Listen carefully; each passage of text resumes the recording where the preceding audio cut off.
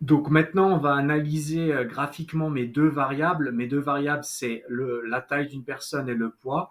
La taille, elle est sur l'axe des X, le poids est sur l'axe des Y. Pourquoi il n'y a pas écrit ici taille en anglais ou en français et poids ici en français ou en anglais? Tout simplement parce que je ne l'ai pas spécifié. Et pourquoi je ne l'ai pas spécifié? Parce que j'avais déjà expliqué dans une autre vidéo qu'on fait de la visualisation graphique pour deux raisons.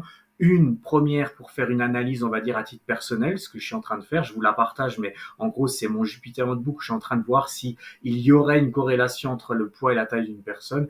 Et on ferait de la data visualisation pour une deuxième raison, quand on va faire une présentation. Et si je fais une présentation de ce graphique-là, alors oui, je vais labelliser mon axe. Oui, je vais labelliser cet axe-ci. Oui, je vais enlever le quadrillage. Oui, je vais changer l'arrière-plan. Oui, je vais mettre un titre. Oui, je vais mettre des explications. Vous voyez, en gros, je vais rendre mon graphique sexy uniquement si je vais le présenter à quelqu'un d'autre. Si c'est pour moi, je vais rester le plus sommaire possible. Je vais pas passer du temps à personnaliser. C'est aussi une des raisons pour laquelle j'utilise Plotly Express et pas Plotly standard. C'est parce qu'avec Plotly Express, il y a moins de possibilités, mais c'est largement suffisant quand on fait de l'analyse. Donc là, en gros, qu'est-ce que je veux faire comme analyse? Je veux voir s'il y a un lien entre mes deux variables, donc entre ma variable taille et ma variable poids. En gros, je veux voir s'ils sont corrélés. Est-ce qu'ils sont corrélés, oui ou non? Est-ce qu'ils sont fortement corrélés entre eux? Parce que vous pouvez avoir un dataset avec plusieurs colonnes et des valeurs à l'intérieur qui ne sont absolument pas corrélées. Je vous donne un exemple. Imaginons qu'on a un dataset avec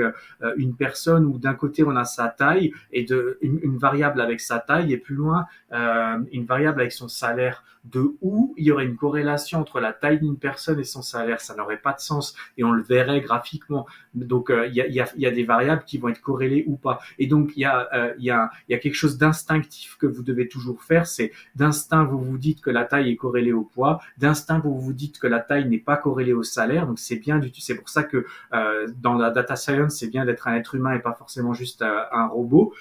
Mais par contre, il va arriver souvent, vous allez manipuler des datasets avec beaucoup de colonnes et vous ne savez pas à l'avance s'il y a un lien entre une variable et une autre. Vous ne pouvez pas le savoir parce que vous n'avez pas l'instinct suffisant pour ça. Et quand on n'a pas l'instinct suffisant pour ça, alors il va falloir passer par une analyse mathématique et graphique. Mais même si on a un instinct, on peut toujours le vérifier graphiquement. Donc là maintenant, on a mes 25 individus qui étaient dans mon dataset de départ, 25 rangées ici.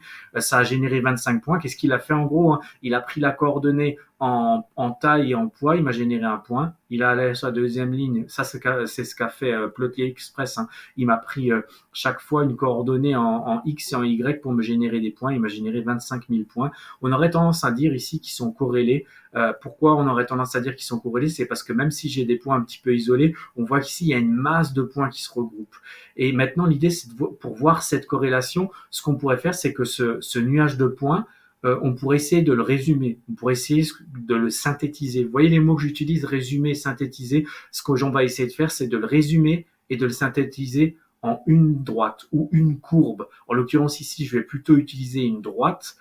Une droite, c'est une forme de courbe, si vous voulez, mais elle est droite, c'est un peu ça l'idée. Donc, ce que je vais faire, c'est que je vais tracer une droite qui va symboliser et résumer au mieux mon nuage de points. Donc, il va faire un calcul et il va essayer de la tracer au mieux. En gros, il va aller au mieux. Si moi, je devais la tracer d'un point de vue instinctif, je tracerais un truc qui va en gros comme ça et tout le monde, vous ferez tous la même chose que moi. C'est en gros, vous découperiez, on voit un sort de nuage ici, c'est pour ça que ça s'appelle un nuage de points. Et en gros, vous le découperez de façon symétrique en deux. Et c'est exactement ça qu'on va faire en régression linéaire. Donc, ce que je vais faire, c'est que je vais tracer une droite de régression linéaire et le paramètre s'appelle trendline sous Plotly. Je vais lui appliquer, il y a plusieurs paramètres possibles qui dépendent des méthodes de calcul.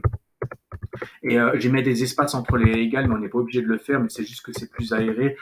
Normalement, on ne devrait même pas le faire pour des paramètres, mais moi je préfère parce que c'est plus aéré. Et donc, il y a plusieurs méthodes de calcul. Donc ici, il faut lui mettre le nom de la méthode de calcul. Et pendant ce temps, je vais juste mettre le nom. Je ne vais pas vous expliquer ce que c'est. On le verra dans une autre vidéo. Je vais faire ça et ça va fonctionner. Donc, je vais l'exécuter.